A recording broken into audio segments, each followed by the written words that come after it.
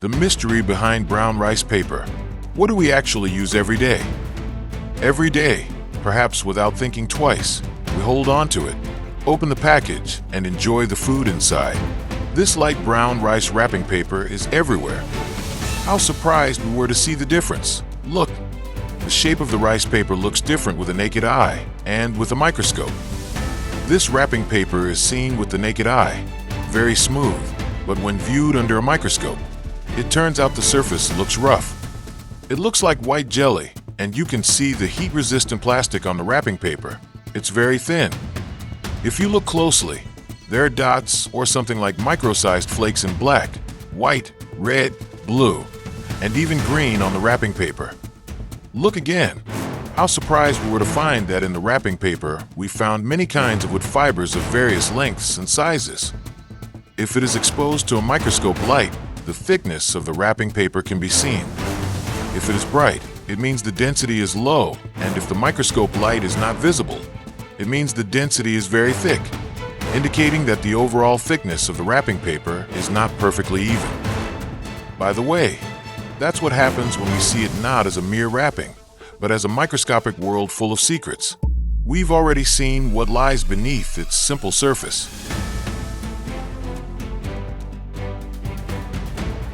And most importantly, is it really just paper? Let's delve deeper. Here at low magnification, we're immediately confronted with the main character, the cellulose fibers. They're like invisible threads that form a giant woven fabric. This is the skeleton of the paper. They're made from wood and, in many cases, recycled waste paper.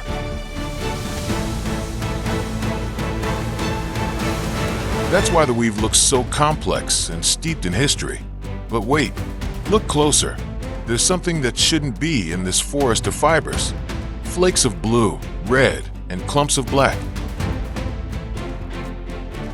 They're like remnants of a former life.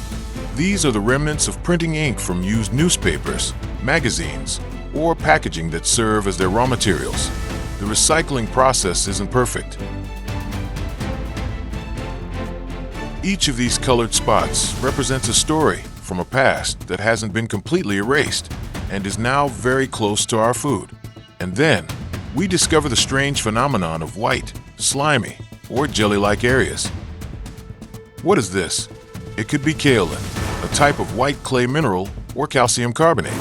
They are added as fillers to make the paper surface appear smoother and whiter. Or it could be a chemical adhesive used to hold these tired recycled fibers together. Well, that's the essence of the name lamination. What does it mean?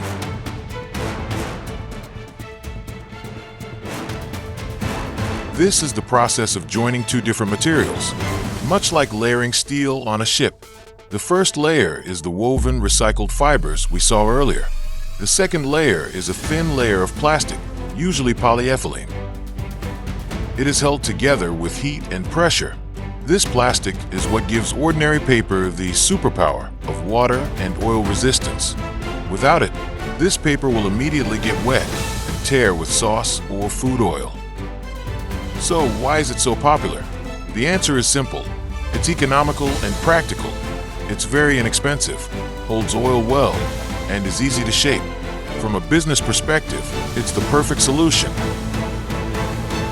But behind its advantages lies a critical vulnerability. Remember that thin plastic layer? When it comes into contact with hot, oily, or acidic foods, its chemical bonds can be disrupted.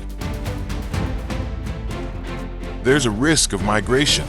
This means that compounds from plastics like BPA, bisphenol A, or phthalates, and from recycled paper itself, such as ink residue or heavy metals, can migrate into our food. What we need to understand is that the risk is cumulative. Once or twice might not be significant, but imagine if we bought this type of lunch every day for years.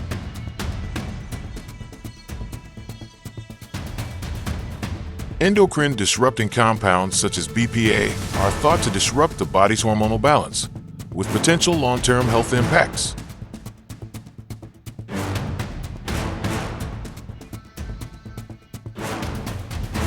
So, what do we learn from this microscopic adventure?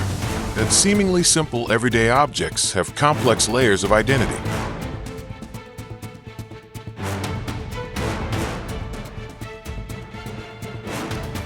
It's a combination of recycled fibers, historical ink, chemical additives, and plastic shielding. Does this mean we should panic and avoid it entirely? Not necessarily. But we must be conscious and proactive consumers. First, reduce direct exposure. For very hot/oily food, transfer it to a plate. The second alternative is to bring your own food-grade food container when buying food. Third, support safer products. If possible, choose vendors who already use safer packaging materials. And fourth, spread awareness and share this knowledge. Every small choice we make has an impact, not only on our personal health, but also on encouraging the industry to provide safer and more environmentally friendly packaging. So, the next time you tear open this wrapper, remember that beneath its simplicity lies a world waiting to be understood. By understanding, we can make better choices. By choosing better, we not only nourish our bodies, but also protect them. Thank you for diving into the microscopic world with me. If you have any experiences or opinions, please share them in the comments below. Don't forget to subscribe to explore more everyday science mysteries. See you on the next exploration.